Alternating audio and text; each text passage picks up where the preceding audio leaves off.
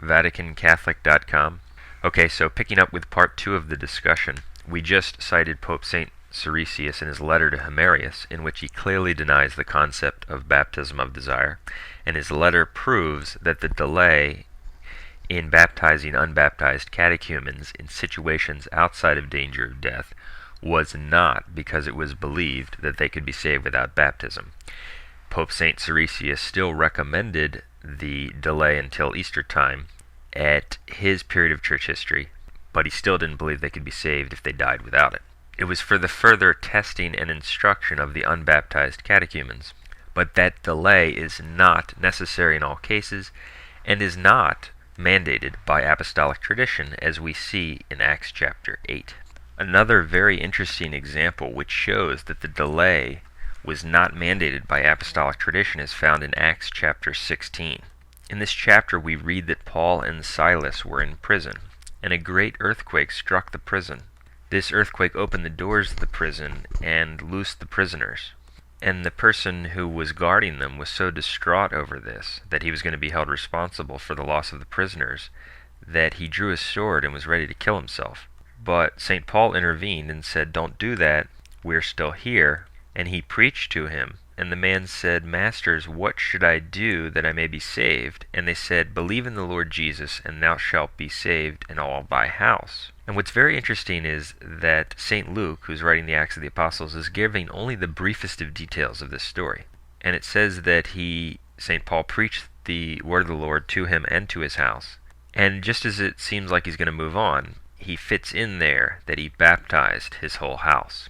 It says that he was baptized immediately, and all his house.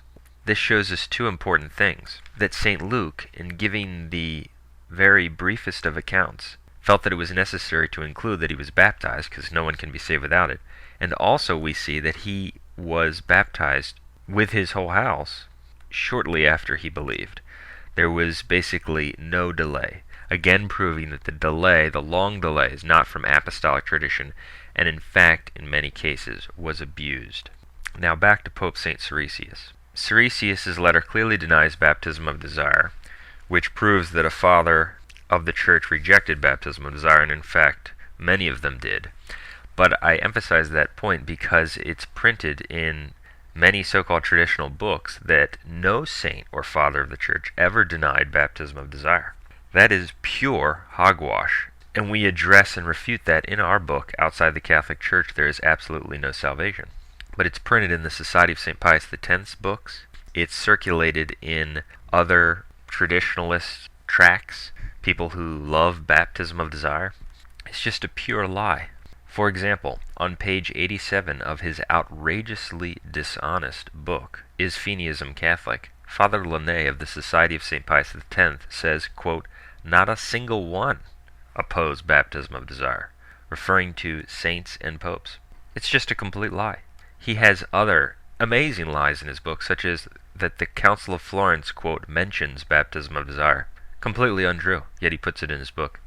And this brainwashes the people who don't know any better, and a lot of these lies are repeated and circulated by other so-called traditional groups, sedevacantist priests who deny the salvation dogma, and it brainwashes the laity because they hear these priests repeating these perversions and distortions of tradition, and they imbibe them, and they get a distorted view of what the church really teaches, how the church really teaches. They think it's theologians, what even the saints who might have made a mistake on this issue actually were talking about, etc. We could also mention other saints and fathers who did not believe that an unbaptized catechumen could be saved without baptism. St. Gregory Nazianzen clearly denied the concept of baptism of desire.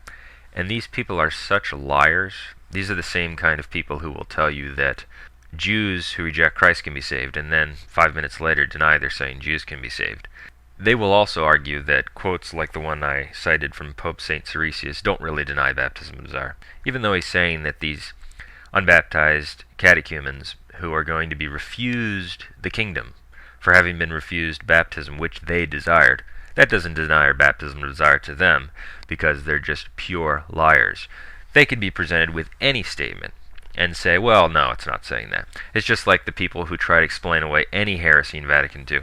It's also very interesting that one apostate priest, defender of the Vatican II sect, named Brian Harrison.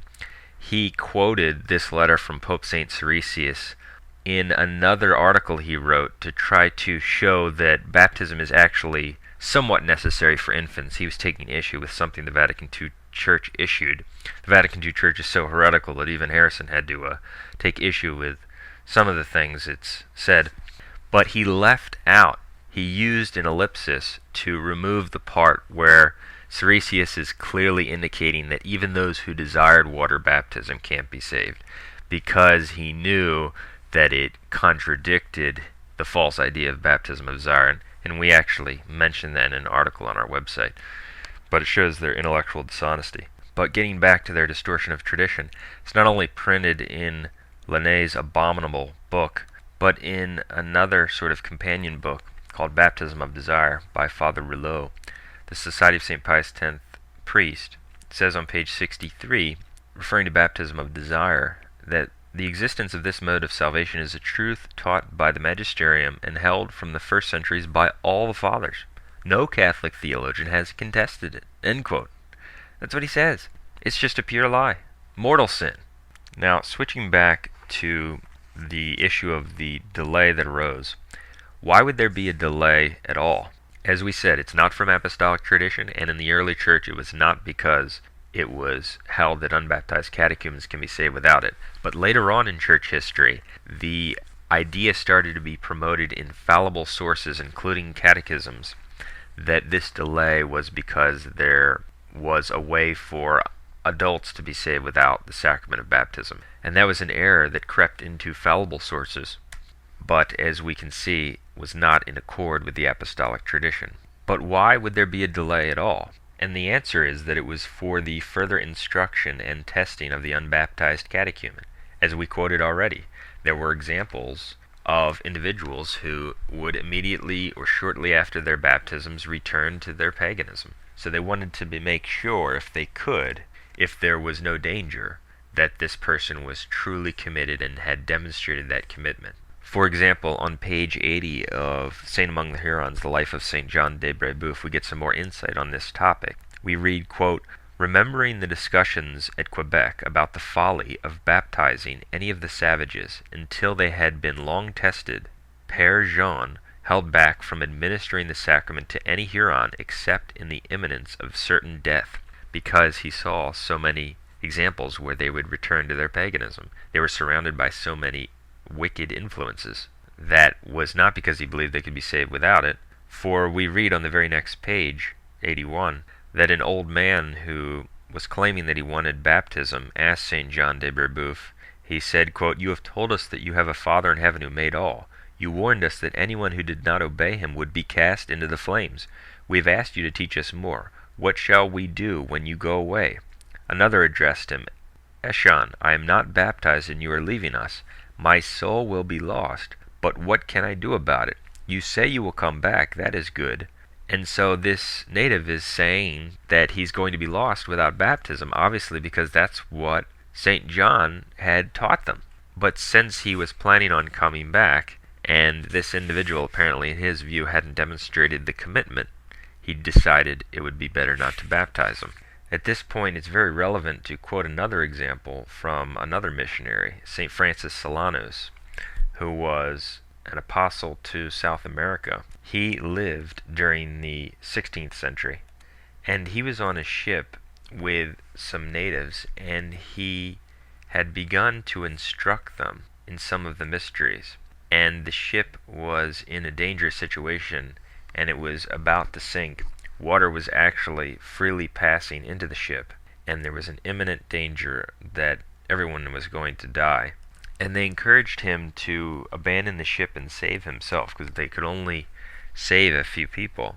And he said no, he wanted to stay and begin to baptize them. Even though they had not been tested, they had not undergone any period that would normally have been required of them. He was instructing them in the basics and was going to stay and risk his life to baptize them. And what he says is fascinating. The captain was telling him to leave, and we read in the book St. Francis Solanos, Apostle to America by Francis Royer, pages 69 and 70, that his reply to the captain's importuning left no place for argument. He said, quote, "God will not allow me to save myself by leaving my poor brothers to lose not only the life of the body, but also that of the soul, which is eternal." End quote. So he believed that if he didn't stay and baptize them, these people, whom he started to instruct, would be lost. So he obviously didn't believe they could be saved in their, quote, sincere ignorance or without water baptism. But in a normal time, he would have certainly probably delayed their baptism a little longer, which again shows that the delay in baptizing unbaptized catechumens, a further period of probation and testing, which could be deemed wise and appropriate for certain individuals, is not because of any universal or Catholic teaching that they can be saved without it. Most assuredly not